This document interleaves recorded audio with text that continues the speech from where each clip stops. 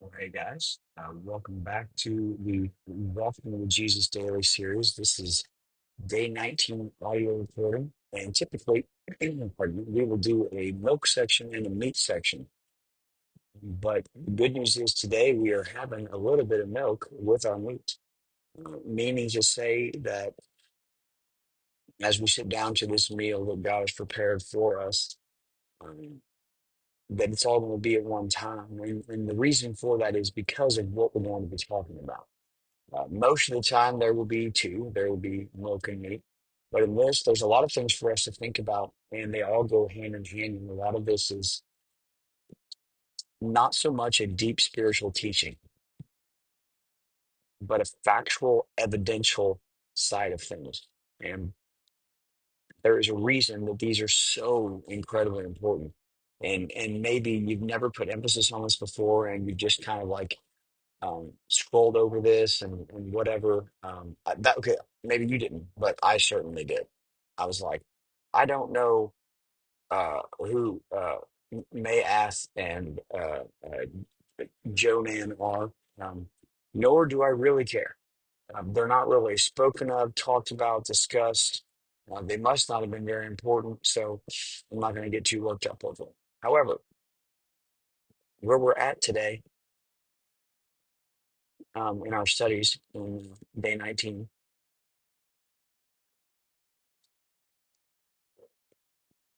is actually the genealogies of Jesus coming from two different writers. Okay. We have Matthew and we have Luke. Now, you say, why do we have two different writers? And why do we have two different genealogies? Like, this shouldn't be that difficult for us to figure out. All right. Well, first off, we got to really sit back and think about what a genealogy is to us now and what a genealogy was to the Jewish culture back then. To us now, we have these like 23 and me or something. I don't know. And we have these DNA things. They try to link all this stuff up by doing information that basically says, okay, you are clearly from this place or this place based off of your DNA, and uh, you're related to these people most likely, and making it really deep and really expensive. And to a lot of people, it means a lot. They want to know where they came from. Um, They want to know what their background is. I had no idea that I was part fill in the blank. Uh, It's very interesting to a lot of people right now.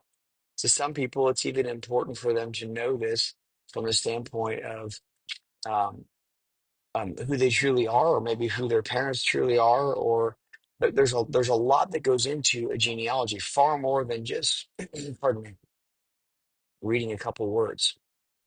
So I know you don't tune out already because you're gonna miss the meat. The milk section of this basically allows us to see two different genealogies. Now they're two different genealogies, but they're one and the same. Here's what we have. We have the gospel writer Luke and we have the gospel writer Matthew. They each write a genealogy. They each have a purpose for the genealogy. They are each one of them is different.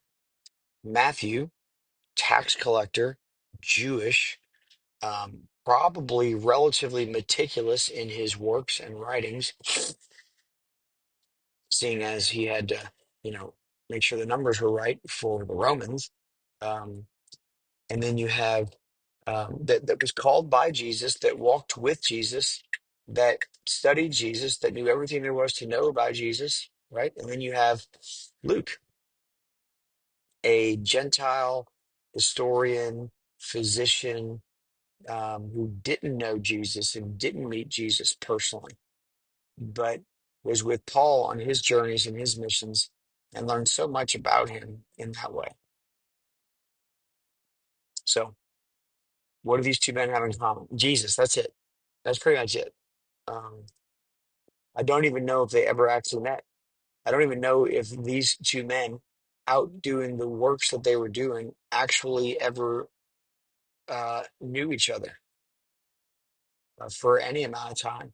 But maybe they did. Who knows? Fact of the matter is that we have Matthew's account and we have Luke's account. Now, Luke used eyewitness accounts and went out and he found um, the evidence. He picked this apart and wrote an orderly account to the lovers of God, Theophilus. His starts in chapter 3. He talks a lot about Jesus in chapters 1 and 2 of his account, but put his genealogy here in chapter 3, verses 23 through 38. Um, Matthew begins his entire gospel with the genealogy of Jesus. Two different approaches, wondering why, wondering what the purpose of these things are.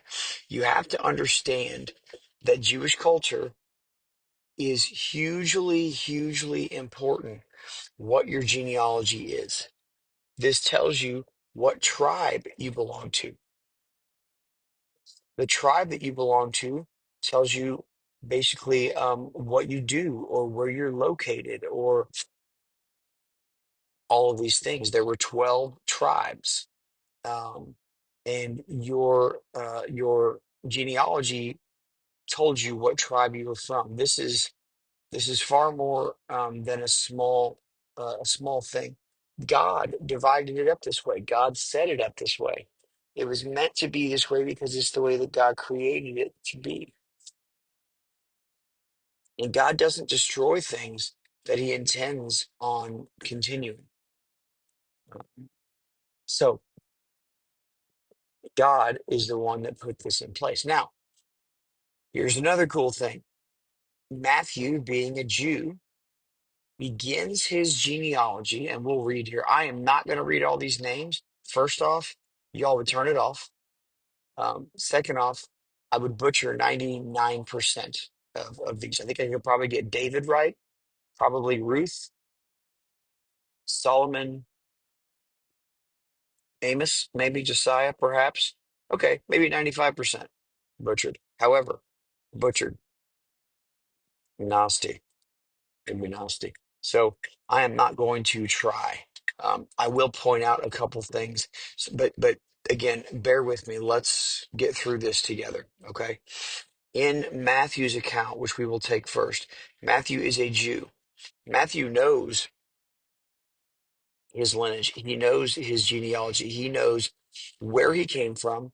He knows what tribe he's a part of, um, and so on. Even though he's probably disowned by his family and by the Jewish nation itself,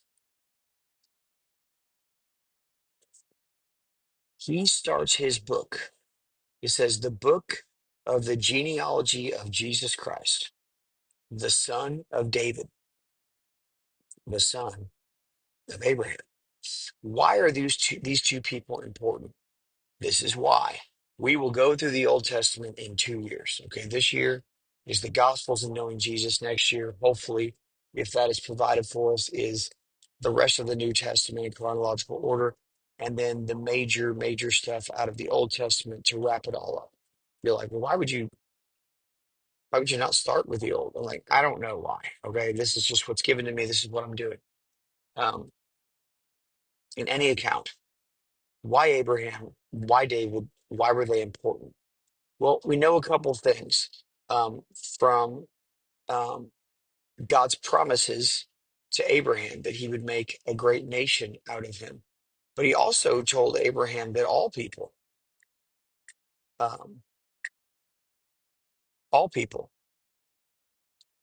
which is interesting because through Abraham was going to come Jesus. That was the prophecy from a long time ago. Okay, that's one thing. Now, if you know the story of Abraham and Sarah, then you know that they were unable to have children. That's weird because so was Elizabeth and Zechariah, John the Baptist's parents. Okay, moving on. I'll try not to get too sidetracked. There's just a lot of rich history in this, and I've got to get the major points across. Major points are this: knowing your Jewish genealogy, knowing what tribe you belong to, knowing who your parents were, knowing what bloodline you came from are incredibly important. You had to have this. There was no other way for you to know what you're supposed to be doing or where you're supposed to be or who your dad was or who your grandfather was or what tribe you came from. I know it doesn't seem important. It's hugely important. Um, why David? Why Abraham? Well, all from God's plan in Genesis, Jesus was going to come from Abraham and God's people were going to be from Abraham. Okay. Even though all people are God's people, we'll get into that later. Two, why David? Because David was a king anointed by God himself and spoken of as um, having a heart after God. Um, David was special. It was also prophesied that Jesus would come from uh, this lineage, from the house of David. So Jesus then would be from the seed of Abraham, a Jew, also from the seed of David, a king. So what does this make Jesus in the bloodline of? A Jewish king. Interesting. Now, the book of the genealogy of Jesus Christ, the son of David, the son of Abraham. And we go from Abraham to Isaac, Isaac to Jacob, Jacob to Judah and his brothers, Judah, Perez, Zerah, by Tamar. It even mentions some women in here. There is significance behind this. You guys do not want me to go into all the significance of the genealogies of Jesus. We can do that at another time or in class or in private because there's a lot that goes into this. Remember, the Bible is not a history book of everything that's ever happened. It's not even close. It's not even a little. It gives us like like being in a dead sprint of life and running past a window and looking in that window and then writing down everything that you saw in that dead sprint across that window of a house. That's it. That's pretty much what we get. God gives us all the things that we need. We have all the important stuff saved and we can believe it to be true. We don't have to worry about it. It's okay for us to just be okay with what God has given us. But we go all the way down through here. And at the end of Matthew's, okay, who is a Jew, who would be important to know his tribe, who would be important to know his genealogy, it says this. And Jacob, the father of Joseph, the husband of Mary.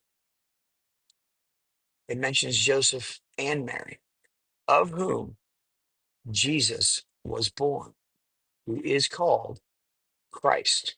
So all the generations from Abraham to David were 14 generations. Okay. And from David to the deportation to Babylon, 14 generations. And from the deportation to Babylon to the Christ, 14 generations. God's timing is perfect. His plan is perfect. His way is perfect. When Jesus is going to come is perfect. You wonder why did it take so long? What was the big deal? Why are we doing it the way we're doing it? Guys, it all adds up in the way that God works things out. However, for us, this is just here for us to know. Okay. Why, if we remember the story of Jesus, and we're going to read more about it, it's good to have a little back history. Why did Mary and Joseph leave Nazareth and have Jesus in Bethlehem? The Star of David. So Bethlehem was the city of David. So why did this take place? Well, because there just happened to be a census that's called by Rome. It just happened to be at this time. It just happened to take place and all these things. So therefore, where was Jesus born? Well, he was born in Bethlehem, but he was from Nazareth and eventually going to flee to Egypt. Interesting how all this works out. All right. Sorry if this is getting a lot, and I'm probably missing a bunch of stuff in here. I just want you to see why this genealogy was put this way. Matthew wrote about the genealogy of Jesus being a Jew from Abraham's timeline and Abraham's lineage and genealogy. as well as from David. So there was no argument whatsoever on the Jewish side that Jesus was not the Messiah, the Christ, and a rightful king, an heir of David. That's powerful. That's a big time. That's a big time in the Jewish culture. Now, let's look at Luke before I talk you guys' ears off. Luke starts in chapter 3. This is what it says.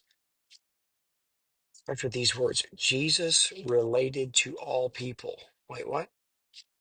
Jesus, he began his ministry, was about 30 years of age, being the son, as was supposed, of Joseph.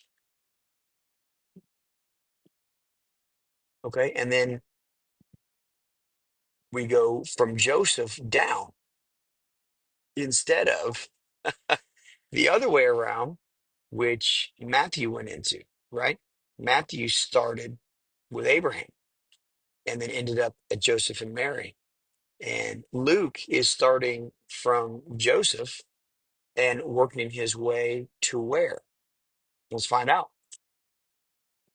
All of these names mentioned in here, some of these we know, some of these we don't. It's a really fun game. If you ever want to sit in a circle and each one of you just um, say the name and then see who came up with the closest one. Um, that's a joke. I don't even know what that's about. However, let's see if we notice any of these things. Oh, here, halfway through, it says uh, the son of Nathan, the son of David, the son of Jesse, the son of Obed, the son of Boaz. So there's David. Okay. So we know that this tribe um, was clearly from both. That Mary and Joseph, even though Joseph not being the actual um, genetic father of Jesus, being the father of Jesus, nonetheless.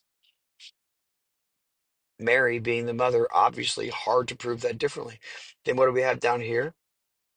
Perez, the son of Judah, the son of Jacob, the son of Isaac, the son of Abraham. Perfect. Got Abraham, got David, got Mary and Joseph, got Jesus. Check. Once again, he's complete Jew and in the lineage of David, so that makes him a king. But wait, there's more. Keep scrolling down, and we get way down here to the son of Enos, the son of Seth, the son of Adam, the son of God. Two things to point out here. One, the son of Seth. We know the story of Cain and Abel. If you don't know the story of Cain and Abel, you can read about it, but Cain killed Abel. So it's crazy because they're brothers and they're like the first people we read about besides Adam and Eve. However, that's how that went down. So that being said, um, who was Seth? Well, Seth was the gift from God, and you can read about Seth um, in Genesis. And what we find out there from Seth is that um, they were given back their son, the one that they lost in Abel. So that the lineage, genealogy to Jesus is through Seth. But you say, why did the Matthew one start in Abraham? Because that's where the Jewish genealogy began. Well, why does Luke then go all the way back to Adam and the Son of God? Because, see, Jesus has a genealogy that is critical and important to the Jewish nation. But this being written by a non Jew Gentile in Luke shows that Jesus is also in the genealogy of the history of all people, meaning all inclusive to all of us.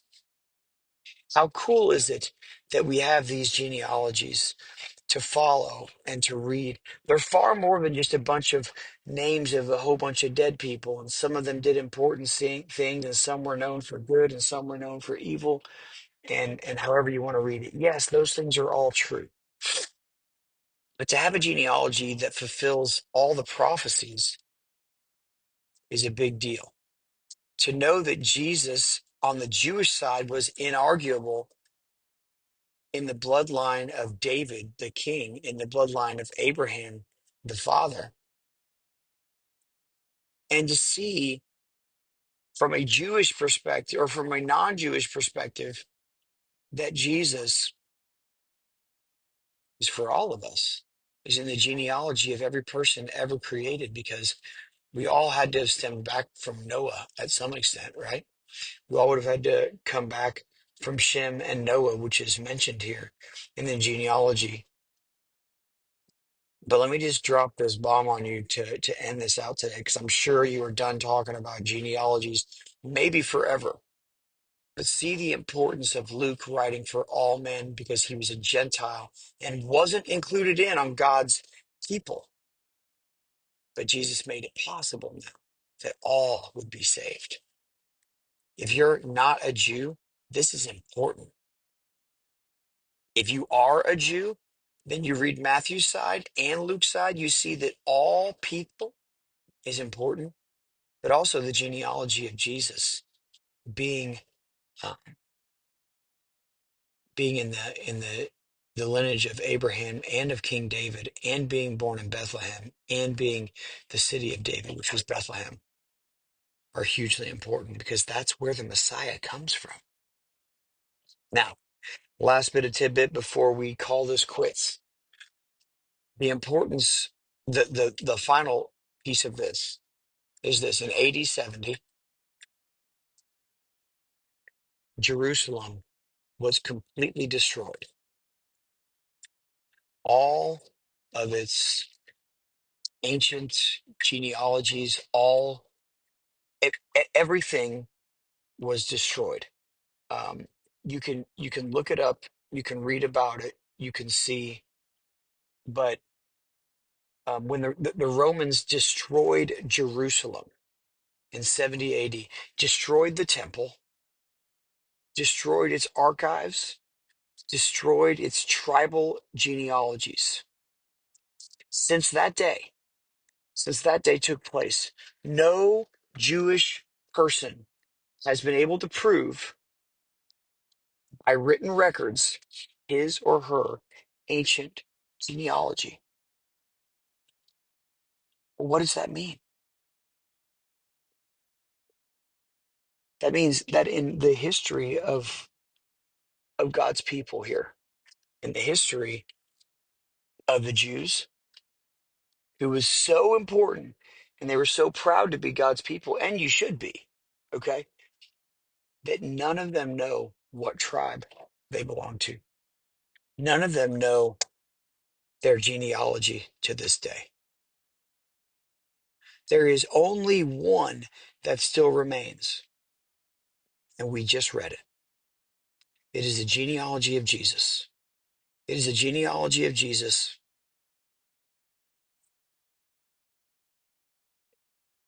as a man of all people and as a Jewish king. He came to save all, including you.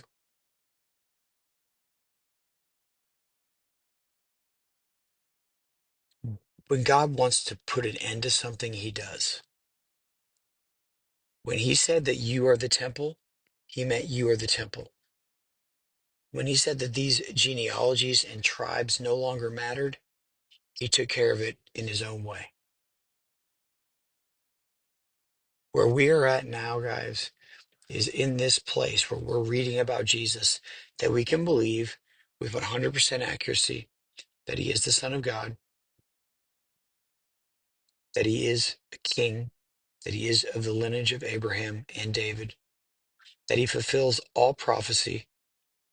And we can know with 100% certainty, because his is the only genealogy left of any Jewish person ever, any existing at any point now and in the future. It's him and only him. More evidence, more proof, more things that aren't talked about, more things that are shoved aside. In the end, it's up for you to believe or not to believe. Well, Jesus is my king and he's my savior. And if I have the evidence, the eyewitness accounts, the historical documents, if I have all of these things that point to him, why am I still listening to the people of the world who have never studied him and who do not know him? Why am I listening to parents or grandparents or aunts or uncles who might mean well, but don't actually know Jesus at all? Why am I listening to the TikTok or the Face blog or the Insta photo or the shorts on the MeTubes? Why am I doing all of I know what those are called. I just do it for fun. Why am I listening to any other person when God has literally written it out for me to read and understand? He is good. He loves you. Jesus saves you, and he is the Son of God. Love you guys. You have a great day.